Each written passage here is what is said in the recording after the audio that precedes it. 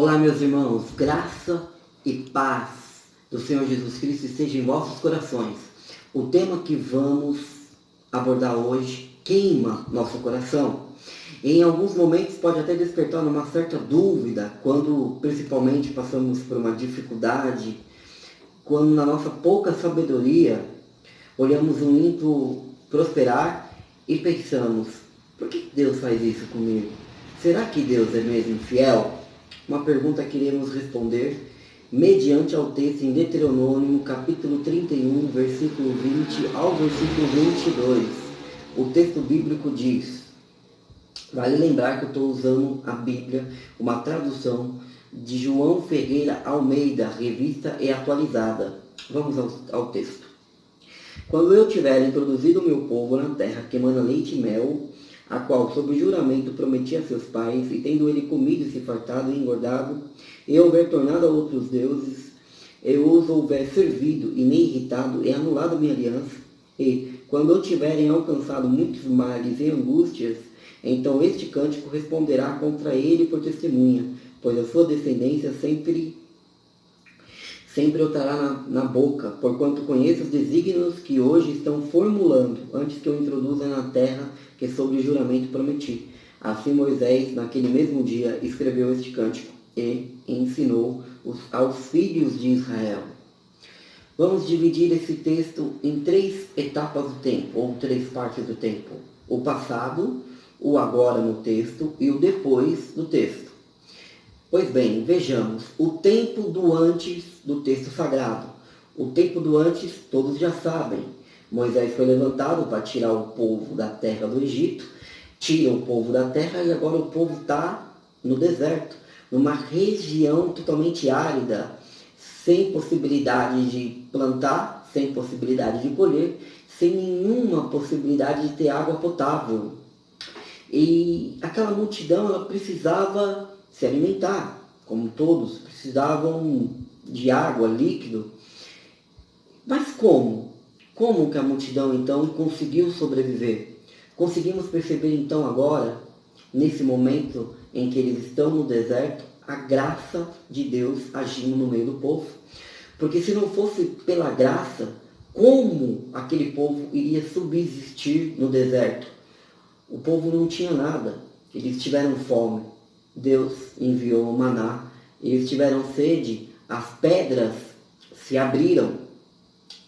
A graça de Deus é manifestada no deserto a ponto que nem mesmo as suas vestes, ou as suas roupas, suas vestiduras, se gastaram. Não é se rasgaram, se gastaram. A graça e a fidelidade de Deus em cuidar do povo é tão grande e tão tamanha que mesmo Deus, sabendo que o povo iria trair ele com outros deuses, e sabendo que essa geração no deserto já iria sucumbir e que a geração posterior iria cometer o mesmo pecado da geração anterior, ou seja, a geração que iria herdar a terra prometida, iria cometer o mesmo pecado que essa geração que agora está no deserto cometeu, o pecado do adultério, ou o pecado de prostituição de outros deuses, se prostrarem para outros deuses. Em sua fidelidade, ele conserva o povo através da sua graça. O primeiro detalhe que vemos é a graça de Deus agindo no deserto. Mas, então, o povo caminha 40 anos já por causa de sua rebeldia. Moisés, então, não pode entrar na terra prometida. E chega, então, o tempo da partida de Moisés. Então, Deus chama Moisés e fala para Moisés: Moisés, já está na hora de você dormir com os seus pais. Em outras palavras, Moisés, agora você vai morrer. Então Moisés pega Josué e entra dentro da tenda da congregação, aonde outra hora só Moisés entrava. Ele entra, pega Josué, entra na tenda da congregação, a coluna de nuvem, como de costume, fica na porta da tenda, e agora Deus conversa com Moisés. E chegamos agora na nossa segunda etapa, na etapa do agora do texto. E Deus conversa com Moisés e fala para Moisés: escreve um cântico. Praticamente parafraseando o que Deus vai falar para Moisés, Deus fala mais ou menos assim. Deus fala exatamente assim: Moisés, escreve o cântico, porque o povo vai me trair, o povo vai pecar, o povo vai transgredir, vai me trair com outros deuses. Porém, eu colocarei ele na terra prometida. Olha a fidelidade de Deus expressada aí. Deus, na sua onisciência, já sabia o que o povo iria fazer, mas mesmo assim Deus foi fiel à sua palavra. O povo, e Deus continuou, o povo vai me trair. E quando o povo estiver lá, usufruindo da bênção, o povo vai se prostituir com outros deuses. Porque o povo vai comer, vai beber do suco da vide, do suco da uva, e quando o povo estiver lá, eles se fartarão e se engordarão na sua própria ganância. Mas quando chegar nessa hora, Moisés, aí sim, quando chegar nessa hora, eu virarei a minha face. E quando chegar nessa hora, o povo vai me clamar, e eu não irei responder. O povo vai me procurar, e eles não irão me encontrar, porque eu virarei a minha face. Podemos analisar uma questão, que antes disso tudo, antes do povo passar por essa, digamos, angústia profunda e tremenda tribulação inestimável para aquela época, a fidelidade de Deus é tão profunda que ao longo de todo o tempo, até alcançarem a terra prometida, agora já na terceira parte, né, do texto sagrado, já alcançaram a terra prometida. E ao longo do tempo de Deus, em sua fidelidade, Deus ainda levanta os profetas, ao qual batem de frente contra o pecado do povo. E o principal papel do profeta naquela época era dizer ao povo: arrependa-te e volte para o teu Deus. Porém o povo, agora engordado pela sua própria ganância, rejeita e mata muitos, mas muitos profetas. Como Cristo disse: Jerusalém, Jerusalém, que mata os profetas. Como está escrito em Hebreus, na galeria da fé, que vai nos dizer que os profetas foram cerrados ao meio, mortos ao fio da espada, já fazendo alusão ao profeta Isaías, ao qual a tradição nos conta que foi cerrado ao meio. Em todo o tempo, Deus está querendo trazer o seu povo de volta para a luz. A fidelidade do Eterno é tão extrema que a todo tempo ele chama o seu povo ao arrependimento.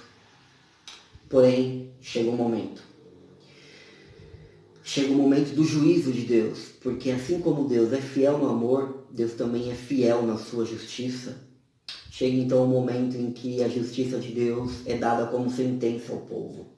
E o cântico se faz testemunha, porque se fosse só pelo simples fato de que Moisés escrevesse, talvez o povo poderia argumentar, mas teve uma ordem de Deus: Moisés, escreve e ensina o povo a esse cântico, e coloca sobre a cabeça dos filhos de Israel este cântico. Então isso dá-nos a entender que o povo deveria ao menos saber o que estavam fazendo.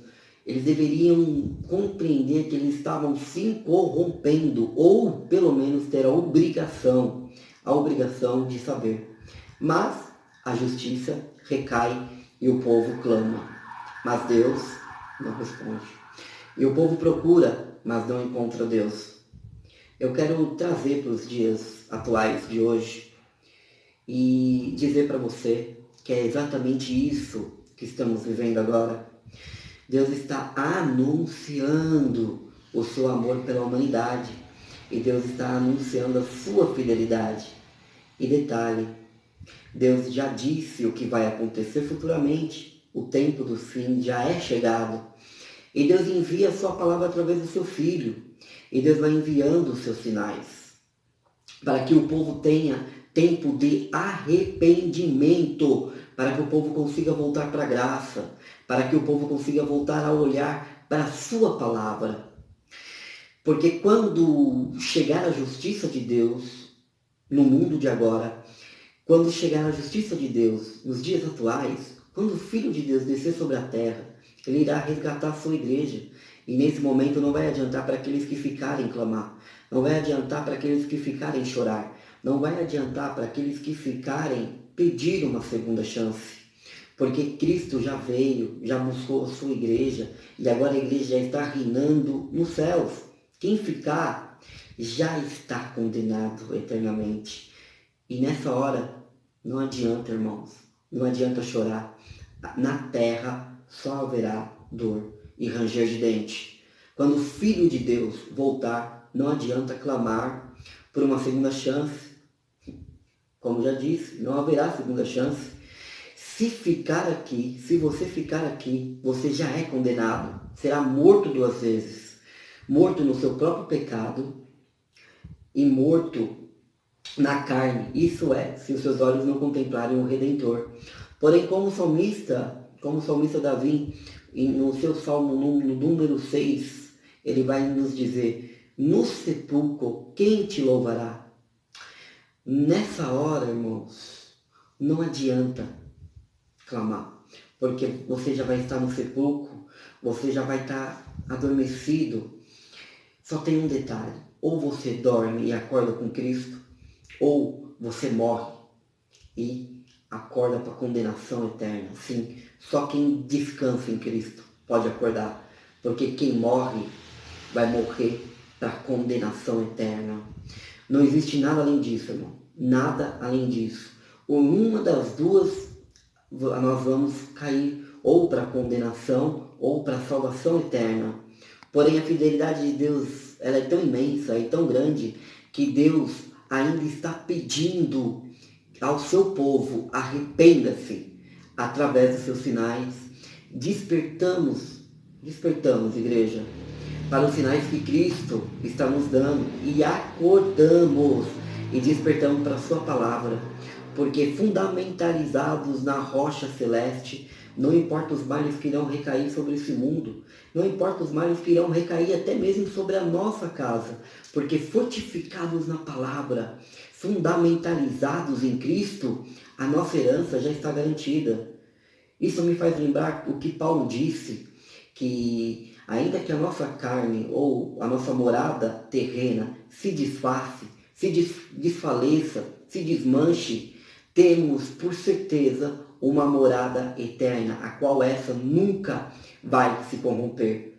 Irmãos, anunciemos o Evangelho, façamos a luz de Cristo brilhar sobre a nossa face, sobre nossos rostos, para que possamos ser contados junto com os números dos anjos, subir ao céu, cantar o hino que ninguém nunca cantou, ver a face de Deus, tal como essa, como Pedro vai dizer em uma das suas cartas, essa é a promessa que ele nos fez, a vida eterna.